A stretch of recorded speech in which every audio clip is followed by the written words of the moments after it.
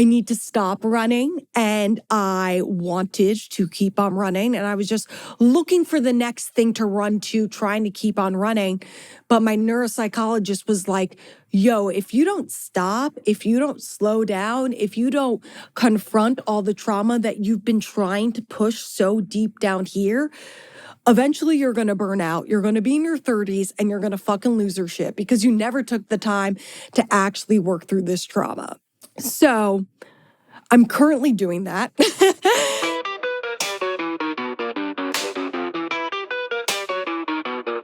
Almost dying taught me how to live. Being struck by a car left me in a 3.5-week coma with 15 broken bones and 16 surgeries to complete, including brain surgery. However, I woke up from that coma in an even greater place than I ever foresaw for myself. How? The universe will guide you out of the darkness and into the light if you allow it. Often, spirituality comes off as too highbrow. I'm not about that. Welcome to the podcast that talks and teaches about it through the lens of humor. Together, we'll harness positive energy and use it to work with the universe, all while giggling the entire time. Welcome to Gabriella Rebranded. Win most, lose some. This episode, I don't want to say it's a heavy episode because nothing I talk about can ever be heavy for more than 90 seconds, but it is definitely, it's going back to like the style of trauma porn, considering my last 2 solos have been about a boob job and meeting Taylor Swift and funeral plans. Last 3, I can't count. But yes, so this episode is about patience with oneself and others, and it's about how healing is not linear, both physical and mental healing. And often healing takes a lot longer than we think, too long for my personal liking, but that is just the way healing kind of works. When it comes to the brain can never quite fully be healed. It never quite fully gets there. And in terms of the physical, the brain never quite gets there. It's never fully healed. But in terms of the mental, the mental and physical are connected when you're talking about your brain, obviously. And then 2, trauma often takes years to develop. So naturally, trauma and certain conditions, mental illness, it's going to take just as long, if not longer, to undevelop if it can ever really be undone, which it can for the most part. It's mostly that when it comes to trauma, when it comes to mental illness, it's that coping skills are learned more than that the healing is ever complete. But these coping skills that we learn, they take a long fucking time to learn. I mean, I know I was a 1.5 years until I got put on the right meds, over a 1.5 years until I got put on the right dosage of those meds. And that's just my personal experience with my brain injury. When it comes to different kinds of mental illness, that is obviously so much longer. And that's just meds. That doesn't have to do anything with learning. Like, you can obviously learn coping skills to mitigate symptoms that don't rely on meds. It's just coping skills that you execute, like me identifying some of my triggers and knowing that I cannot be around those triggers because I will lose my shit, like places that make me too claustrophobic. But that is not something, but practicing things like meditation, learning things like that, it's not something that happens overnight. That takes a really fucking long time. Believe me, I would know.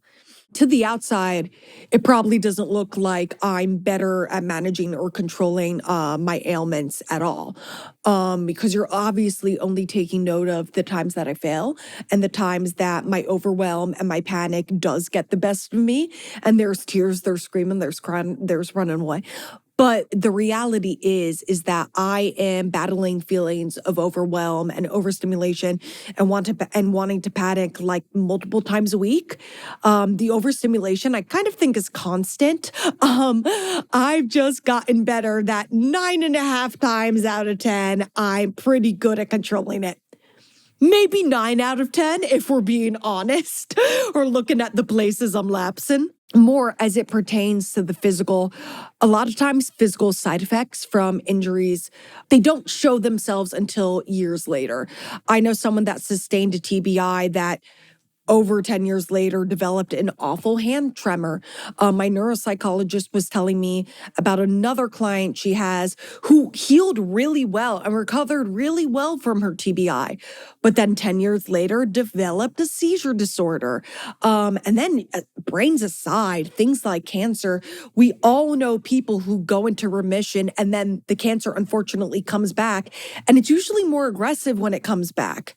I myself, I still see Dr. Seth Herman. He's my physiatrist at Cal Rehab right here in LA, where I was posted up for a little bit back in the day. Now I'm an alumni. So I still go back there for campus visits to see Dr. Seth Herman, because sometimes, healing is slow. It's not linear. It takes a really long time and things flare up. And just a few weeks ago, I went to him and it's started to come up that when I press my incision or near my incision, like when I'm putting makeup on or putting my scar cover up on, or even just showering, like pain and numbness runs down the side of my face. So that's something that just started happening for me. And my injury was, over 3.5 years ago. And that's something that's just flared up. And that's why I'm still seeing Dr. Herman for check-ins. There are certain side effects from an injury that can be constant. Like from my injury, there are certain ab exercises that I can't do when I work out. And that's always been a thing. That will always be a thing. I will probably, as I get older, develop a lot of lower back pain. Haven't gotten there yet, but it's going to come at some point. But then also side effects from an injury cannot be something that's there constantly, but occasionally shows up. Like, for example, like if you remember the episode with Dr. Jackson Bates, my chiropractor, episode 6, from my metal ribs and the metal rod in my leg, I have to be very conscious when I'm working out, because I can have issues with my right hip that kind of gets messed up. And then I have to do special stretches constantly and I have to be careful for it and it starts bothering me.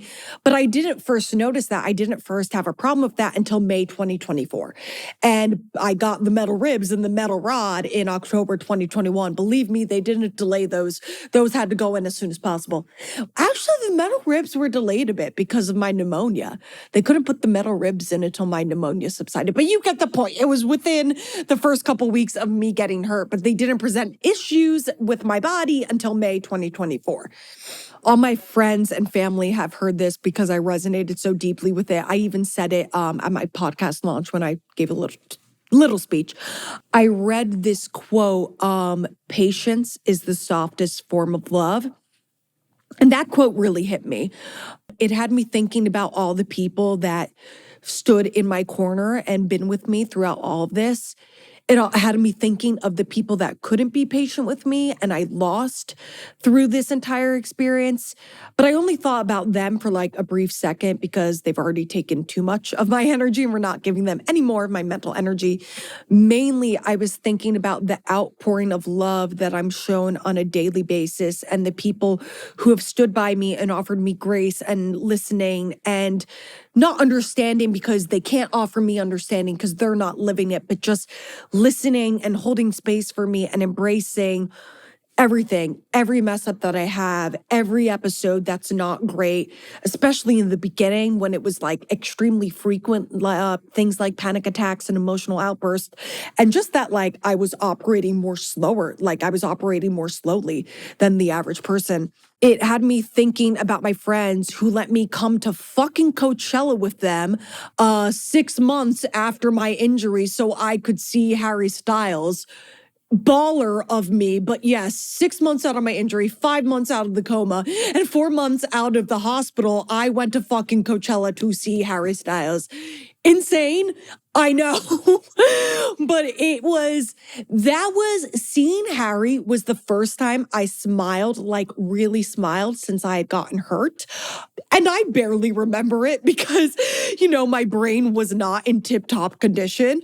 But my heart needed it and my brain had kind of been the focus for the last 6 months. So we were letting the soul ride. And I Don't remember it super well, but I know I was there and I know it made me so happy. And I think about the friends who let me come with them and basically had to babysit me. Like that was a lot for them to take on. And I didn't ruin their Coachella experience. They still had a great Coachella, but it was definitely a piece of it that they now had to, move a little slower and be a little more conscientious of. And they couldn't just be free in the desert, maybe doing some things with paraphernalia. No, now they had to watch a person. To clarify, my mom stayed in an Airbnb in Palm Springs. So my mom was right there. And I was staying at my friend's family's house in Palm Springs. So I wasn't in a hotel. And also my friend's older sister was there. So she was essentially like my chaperone, even though now looking back on it, oh, and I had a disability wristband. But even now looking back at it, my friend's older sister was 27. I turned 24 the day before Coachella. I'm 27 now. And looking back on it, I'm like, holy shit, I would never want to sign up for that job. I would never want to sign up for that job. And I remember at the time thinking 27, she was like a real fully formed, big grown-up adult.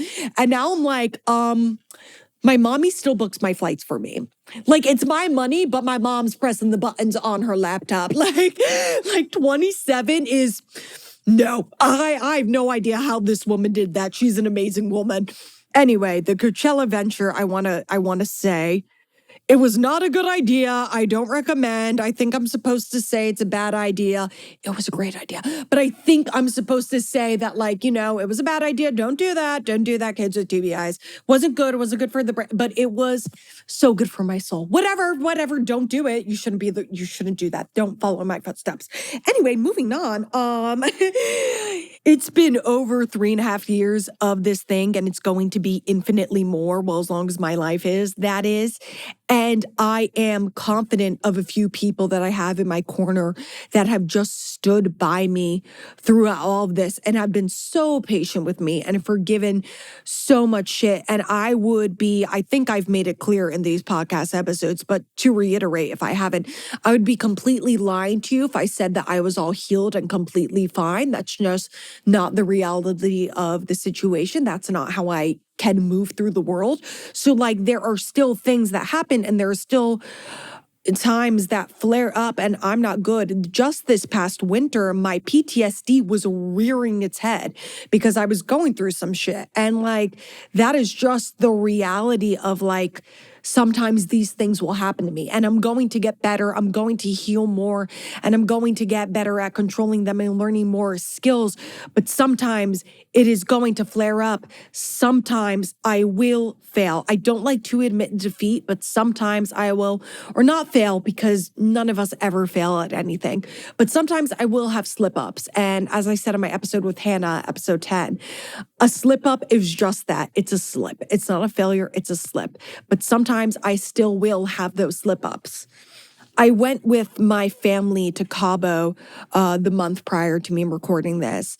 And I am someone who I don't like to fly before 11 a.m. anymore, just because my brain is a little slower to move in the morning and I need to get my bearings and get a little settled more.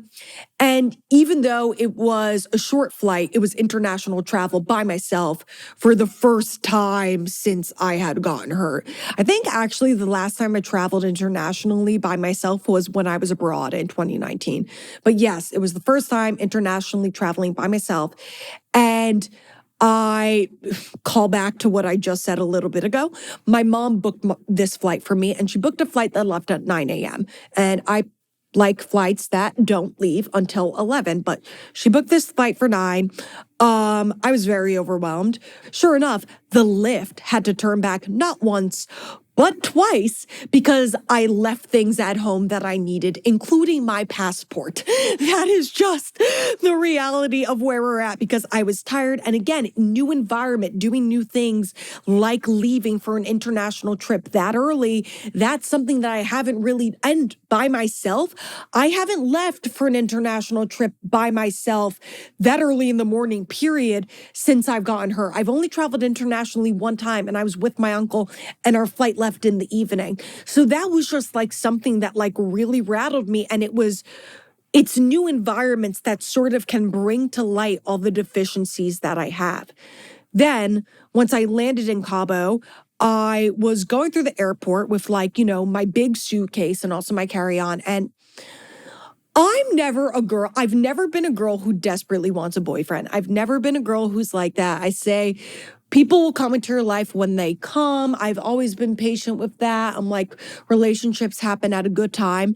The only time I desperately wish I had a boyfriend is when I'm at the fucking airport and I have my big suitcase, which I always have my big suitcase because I'm an overpacker, but also my hair products, the liquid is too much. So I always have my big suitcase. I always need to bring one. I always need to bring a check bag for my hair products. And that is the only time I'm like, I wish I had a fucking boyfriend. It's when I have to lift something heavy, like if it's not a barbell, a dumbbell, a kettlebell, all the bells in a gym type setting, I don't want to lift heavy things. So landing in the airport with this big thing by myself, I was so overwhelmed. I lost the little piece of paper they give you on the plane to get through customs. So I had to get a new one. The airport personnel were like incredibly rude to me. The only time that I finally got someone to help me was when they saw that I was near tears and I was fully freaking the fuck. So again, just new environment, new thing with this thing, it's bringing to light all the deficits. That is the reality of what my life is now. Like, while most times I can handle myself, I have my shit together, I'm good most days, there will be instances like that where I'm in an abnormal environment and everything I have going wrong is kind of showed. And healing, it does go up over time, but the best way I can describe healing is like the stock market.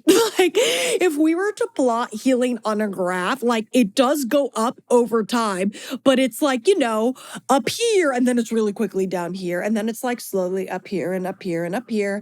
Then it's a little down here, but then it's down here, but then it's back up here. And it's good. It's ebbing and flowing. And then Donald Trump comes in and it's down here, but then he puts the tariffs on pause and it's back the fuck up here. Like that's what healing is. It's so chaotic and it doesn't really make sense.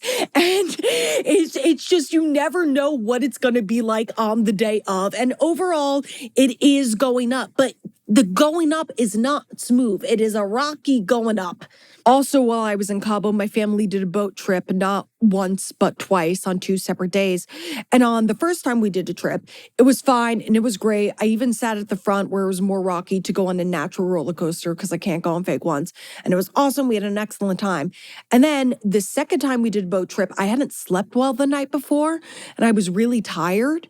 And sure enough, when we got on the boat, my motion sickness was at a 10 out of 10. I'm talking like I was crying, sobbing. My head was so bothering me. I just wanted to get off the boat. And that's what it is. Like, of these physical things, you will have flare-ups. Like, we all know people, or maybe we don't know people, but we know of autoimmune diseases like lupus, like arthritis, where like it flares up at times and it's good at other times, but then at other times it's rearing its fucking head. And mental healing, it's really not different. I mean, you can have major depressive disorder and be fine for a period of time, but then you just fall into a place or maybe something happens where you're going through a place that's really rough. I mean, look at seasonal depression. Like, that is just a classic case, and people can have more severe cases of it, of course. And that is just a classic case of people that are so fine for part of the year, and then for part of the year, they're really down bad. Like, mental health is the exact same as physical. And people don't really see that and people don't want to admit it. And I think it's because you can't visually see it. Like, when someone has mouth herpes or genital herpes and they're having a flare up, like, you can see that. You can see that visual. It is there.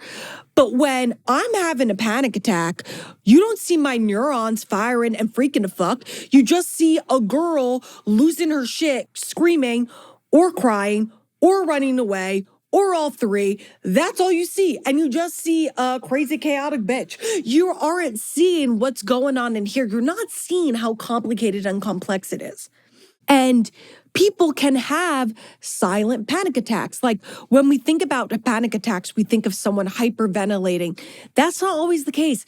People can have silent panic attacks where they look totally fine, but on the inside, their heart is racing, they feel dizzy, they have an overwhelming sense of fear. Like that's just the reality of mental health and the brain and how complicated it is. And things like when my fight or flight is triggered personally. And it's hard to offer mental health that grace, but we need to. And people will have weeks, months, even years where they're okay. There's no flare up of their disease, whether it be arthritis, lupus, or HPV, or something like major depressive disorder. They'll have like a while where it's like that. And then something happens and it comes back. I mean, we all unfortunately either personally know or know someone who knows someone who had cancer, went into remission. It's been so long that you almost even forgot that that person had cancer because they're doing so great. And then it comes back. And usually when it comes back, it's more aggressive. A friend of mine was going through some stuff a while ago and just some tough shit. And she said to me one day, like, because we were all there for her, all her friends, we were all supporting to her. And she said to me one day, she was like, it's really great that everyone's here for me now and everyone's showing me so much support and love now. But what about in a few weeks? What about in a couple months when everyone's gone back to their lives, but I'm still dealing with this shit? And she said that to me because she knows that I definitely know that more than most. I know the outpouring of love I received from a myriad of people when I left the hospital. And I know the quiet loneliness that was my life when I was still having surgeries. I was still having procedures. I'm still having procedures. I couldn't work. I couldn't socialize multiple days in a row. I couldn't live by myself, but everyone else's life was still going. That's the reality. The earth keeps turning and they were going back to their lives. And that is why patience is the softest form of love. We have to remember to be cognizant of that. I used to have, when things were first really bad, my fight or flight would be triggered all the time. Every few days, multiple times a day even. Then it became weeks. Then it became months. Then some shit happened in my life and I went back to it being every few days. And it felt like, it really did feel like I'd regressed in my healing, like I had failed. That's really how it felt. But it wasn't a fail. It was a slip up. And it's just that healing is not linear. And sure enough, I'm in a place now where we're back to it being every few months. My current goal for my neuropsychologist is to go a whole year without having any kind of emotional outburst in front of my friends. Sorry, mom and dad, you might occasionally get one, but a whole year. And that was a goal that we set. We set that in March. And we set that in March. And now we are at, or maybe it was in February, whatever. We set it in March or February. No, it was March. We set that goal in March and now we are in June. So we have just started the goal. But so far, so good. But we'll see. And how I've said that it feels like I failed at times. Part of the reason why the quote, patience is the softest form of love, like really resonated with me is because I need to be more patient with myself. I'm a naturally really impatient person. I mean, if you guys listen to the trauma porn episode 2, you could see how badly I was trying to force myself to fit back into my life. And all the benefits that came to my life when I just started flowing with the universe and accepting this new kind of life. And I just slowed down and I let things be. I let myself just be. I wasn't trying to force anything. And I let things come to me and I just let things come to me. But me slowing down and me learning that patience wasn't forever. It was for a little bit. And then, this past year, my surgeries ended and I started wanting to do the go, go, go again. I I bought a house. I moved. I started this podcast. I launched my brand. I was going to go live in Italy for a few months. Like it was just me just finding the next thing to do and trying to stack on everything so quickly. And my parents were finally like, they had to intervene and be like, bitch, stop. What are you doing? Stop running. You are going back to the person that you used to be, which isn't good. We've just reframed it, but it's doing the exact same thing. You're just trying to add on all this stuff and just boom, boom, boom, boom, boom. And it's so chaotic. So they forced me to go see a new neuropsychologist, which now, thank God. But they forced me to go see a neuropsychologist. And she said to me that I had to spend so many years running. I had to spend 2.5 years running through all the seizures, running through all the surgeries, running through all the procedures, running through all the therapies, just running and running and running. And I never really it's a brain injury thing that you never really confront how bad things are while you're in them. Part of it is your brain and your healing, but part of it is also just it's a form of self-preservation. So I had to be running for a while. That was the only way it could be. It was my baseline. But now I need to stop running, and I wanted to keep on running, and I was just looking for the next thing to run to, trying to keep on running.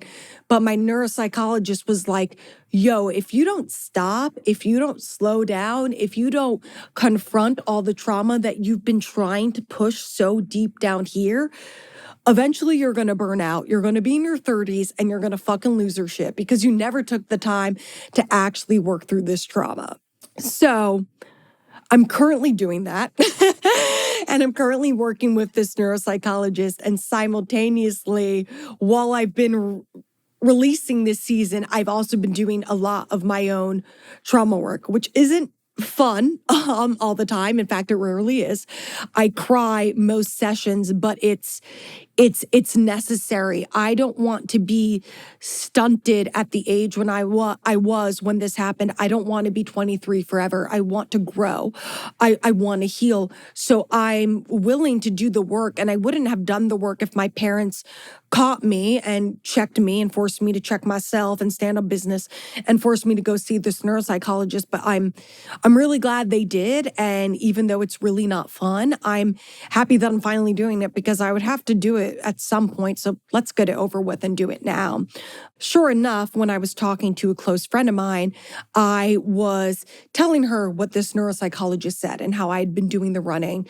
And that was just my natural state. That was my baseline. And I was still trying to do it. And now that my surgeries were done. And as soon as I told my friend this, she goes, yeah, to be honest, I've totally seen that just from the way you talk about things. So apparently that's apparent. And she was like, just from the way you talk about things, you change subjects so quickly and from the way you text. And like, listen, a brain injury is equivalent to having ADHD, so that's definitely part of it too. But she was like, you never let your energy just settle. You're just like, boom, boom, boom, going to the next thing, going to the next topic, just going, just going, just going. This was necessary for me for a while. Like me just running, just moving, that was necessary for me for a while. It was a self-preservation thing. It was my brain's way of protecting itself. If I had actually confronted how bad things they are while they were with them, I think I would be a shell of a human. I think I would have fully shut down. I don't think I would have gotten through it. So my brain definitely protected me by not letting me confront how bad things are and really dive into them until I'm in the place that I'm in now. But now I am in this place. My life is really stable. It's really settled. It's going really well. And I do have the ability to do the work to rest and really finally confront all this bullshit. And it was over 2.5 years of surgeries. I'm still not done with procedures. So like, no fucking shit. I haven't healed all the trauma yet. And that like, I'm going to have to work through this a little bit more. So I'm happy that I've finally gotten started. And I'm looking through my ER reports and my neuropsych reports for the first time. And like, Oh my God, it was a lot worse than I thought. And I thought I already knew how bad it was. Like, I'm seeing that, like, my right hip was really fucked up, which I suppose makes sense with the issues that I've been having with my hip. But no one ever told me that. Or maybe they did tell me that, but my short-term memory was really terrible at first. And also, again, the brain does the self-preservation thing of not letting you remember everything. But like, my right hip was really fucked up too. I'm seeing the visuals, like it's detailed the visuals of like what I looked like when I was first brought into the ER. And that is something. I thought I fully knew how bad it was. I've seen pictures of me. You guys might have seen them if you watched trauma porn, like the day after I got hurt in the hospital bed. So I thought I'd pretty much seen everything, but like absolutely not. Like when I was first brought into the ER, I'll save you guys the gory details, but like it's way worse than I thought it was. And that is definitely something that I have to work and to process and accept. It's not something I want to ignore. It's something that I definitely want to understand and come to terms with. But the fact that that was my state for a period of time, like, one, it's amazing that I'm here, but I already knew that. But it's just, yeah, like going back to your deep, dark places is hard for anyone, but it's on steroids when that place is pitch black, dark, and Earth's inner core deep. Yeah, it's a lot to take on and a lot to handle. And I'm going through my neuropsych tests, which for a series of complicated reasons, both me and my parents weren't allowed to see my neuropsych test, the results for a bit. But, well, not for a bit, until now, basically. We weren't allowed to see them. But in May 2023, so almost a year since I'd moved back to LA, like 10 months since I'd moved back to LA, and over a year and a half since my accident, I was scoring I thought I was basically healed when I took this test. Like, I thought I was pretty much healed. I was scoring 18% of mental capability, functioning, and intelligence of people my age globally. 18%. That is only a few percentage points above, like, needing semi-consistent care and needing to go to therapy semi-consistently. That is only slightly above that. And here I was, like the fucking egotistical, like uneducated about the sciences girl I am, thinking I was almost healed. And also, that's in May 23. That is 10 months after I moved back to LA. So what intelligence level was I rocking when I moved back to LA to live by myself? Like, what intelligence level was I rocking when I was like, I'm ready to live by myself and drive? Like, how low was I? Like, was I at the percentage where I needed care? Like, probably. And also, to be clear, I want to make it clear that, like, my parents, first of all, were not in support of me moving back to LA, but I was a 24-year-old woman. And also, they were not privy to these results. So they did not know that I was that bad. But my parents are great. They're so on top of everything. They're so there for me. My mom helps me with so much from across the country when I first moved back to LA. They're excellent. They were unaware of this just like I was. My visual and spatial awareness and object permanence was at the exceedingly low score of 1%. Yes. 1%. That's why I've thrown out my keys in the garbage not once, not twice, but 3 times. It's not that I'm careless, Mom. It's that I'm average care and I need to be super, super, super, super care. 1%. Like, I'm always losing my phone and, like, my friends make fun of me for it. They sometimes get a little annoyed, but now I can be like, this is why. This is why that happens. And now I can do a job to make sure I am really on top of where things are, because I fucking need to be.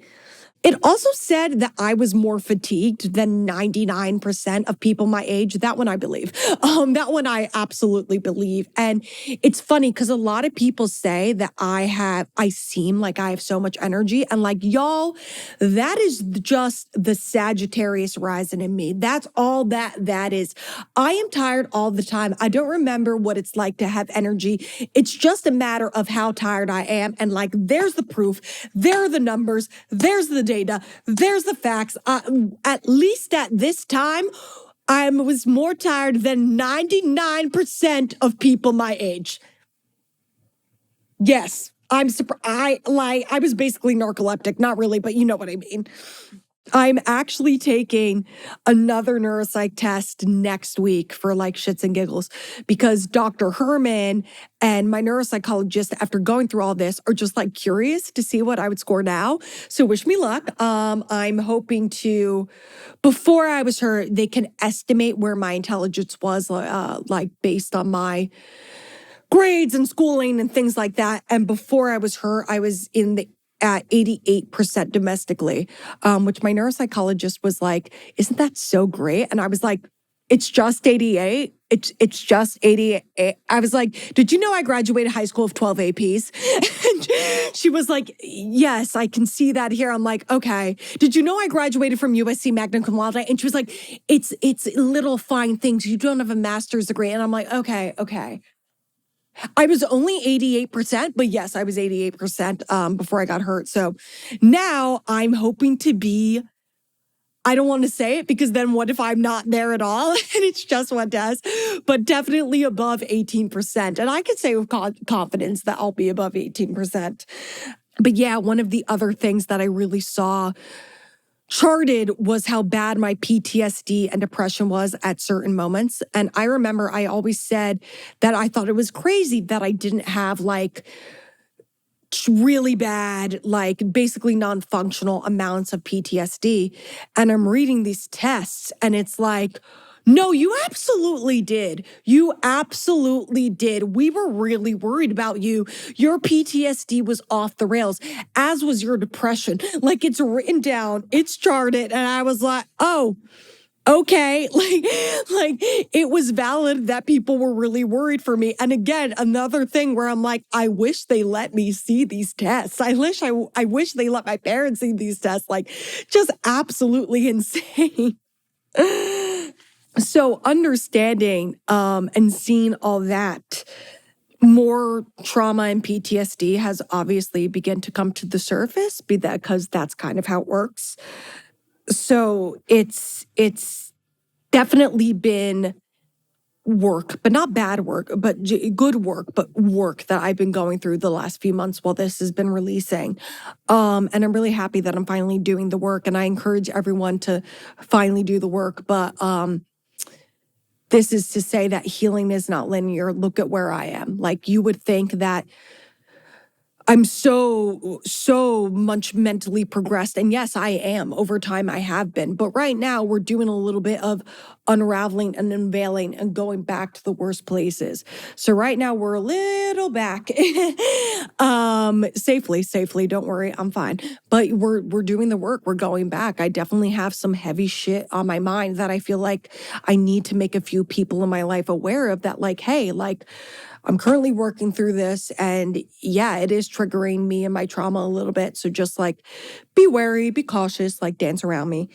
And it's helping me be more aware of my injury. And also I'm working to stand up for my injury more and be more patient with myself, which I haven't really been in the past. I've kind of like almost not stood up for my injury and like kind of let people walk all over it. And I didn't have respect for it, which I'm now realizing I didn't have respect for my injury. That's what doing all this work has shown me. I thought I did, but I didn't, not completely. And I am slowly reclaiming that in a good way. I mean, just a few weeks ago, I was sitting at a lounge chair at the pool, and my friend and I was in a seat right next to the speaker, and my friend was next to me, and I knew it was going to trigger my hearing sensitivity and tinnitus. So I asked her to switch spots with me. Like I asked if I could switch her lounge chair. And that sounds so small. That sounds like such a nothing thing, but I would not have done that 6 months ago, I would not have done that. I would have said, tough through it. Don't be a bitch. Like, it's a pool day. There's music, whatever. Have fun. Don't make everything about you. Don't draw attention to yourself. I wouldn't have done that. I wouldn't have stood up for myself. I wouldn't have stood up for my injury. And my brain would have been in a lot of pain and my head would have really bothered me. And when I got home, I probably would have needed to close my eyes and lie down at like 6 p.m. But now I'm starting to stand up for that. And I made her aware. And yes, of course, she was happy to switch chairs with me. She didn't even think about it twice. And she's one of the people that has been so understanding and showed me such grace as I go through all of this. And she knows me and she knows what I'm going through. But in addition to that, she's just a good fucking person. And like, when I was like, hey, the speaker's bothering my ears and my head, she was like, oh yeah, you can switch with me for sure. Like, so it's sometimes just being brave enough to claim those things about yourself. And I'm happy that I'm finally doing that. And I know that's not just exclusive to me. I mean, I know the hearing sensitivity part is, but I know that we all need to be more patient with ourselves. And I know that we all need to do a better job of sometimes standing up with the things that we like to hide and the things that we like to pretend aren't there. I was so desperate to seem like a normal, healthy 27-year-old at times that, well, no, I've been doing this work since I turned 27, but I've been so desperate to seem like a normal, healthy 26, 25-year-old at times that I've kind of like neglected like certain parts of this. But the reality is that we all need to take stock of where we are. We need to be patient with ourselves and we need to be patient with others. And more so than that, or not more so, but we need to be patient with ourselves. We need to be patient for others. And we really need to value and appreciate the people who are patient with us, because the people who are patient with us, that is love. They are showing us love. Just hearing this quote made me like really realize how many of my friends really are consistent in how much love they show me and how much like, wow, I should never doubt for a second that they love me because they are constantly showing me all this patience. If you love yourself, be patient with yourself. If you love others, be patient with others. If you love humanity, be patient with humanity. And remember that healing is not linear. And if you're working to love yourself more, you can start by being more patient with yourself. Yes, we all need patience. And with that conclusion, I have a little announcement to make. So this episode is going to serve as the conclusion of Gabriella Rebranded. Season 1, I'll be back sooner rather than later. Don't y'all worry. I don't want to say what date I will be back because there's a few logistical things that need to be figured out. But yo, it's really good. Like Gabriella Rebranded is getting a little upgraded.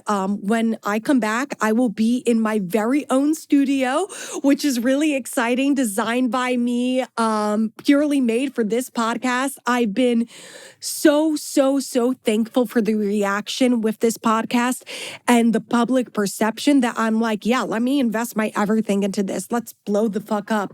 So I'm really so excited. And while I figure out these logistical things, that is patience. This is patience because I could have rushed. I have so many ideas for future episodes and for guests. And originally I was going to put them in season 1. Then this opportunity came up for me to really hone Gabriella Rebranded and hone this podcast and my studio and my work. And I was like, I could rush and squeeze all these episodes and idea into season 1, or I could end season 1 earlier than expected and have them go into season 2 even more captivatingly, even more accurate to my brand, even more aligned, and have them be even better. So showing this podcast love, because I do love this podcast, I've chosen to be patient. And while we're figuring out everything that logistically needs to be figured out and, creating the studio, designing the studio, we are moving these episodes that I had ideas for into the second season. And it's going to be a really great second season because I already know some of the episodes. So I'm really so excited. This makes it so much better. I absolutely cannot wait. This season was a great launch pad for Gabriella Rebranded, and next season we are taking the fuck off. We're going into the stratosphere. We are going into the stratosphere. So if you have any questions, any ideas, anything you'd like to hear more of, anything you'd like to hear less of, you can email them to support@GabriellaRebranded.com. I will still be active on Instagram and TikTok at Gabriella Rebranded, so you can peep me there. One of my friends said that I'm talking too slow in this podcast. I talk really fast in real life. Maybe it's because I sometimes have a script. I don't know. But one of my friends said I'm talking too slow. So if you guys agree with that, hit me up, I guess. Maybe it's the theater training that I'm slowing down my speech. I don't know. But anyway, that is it. I don't want to say goodbye because I will be coming back very, very soon. So instead of that, I'm going to say, please hold, and we will come back with season 2. And thank you for all the support. Thank you for all the love. Thank you for listening. Thank you for learning. Thank you for teaching me. This has been absolutely amazing. I'm really sad that we have to go on pause, but it's going to be worth it. It's going to be so much better. So yes, this is me signing off until season 2. This has been season 1 of Gabriella Rebranded, Win Most, Lose Some. Bye.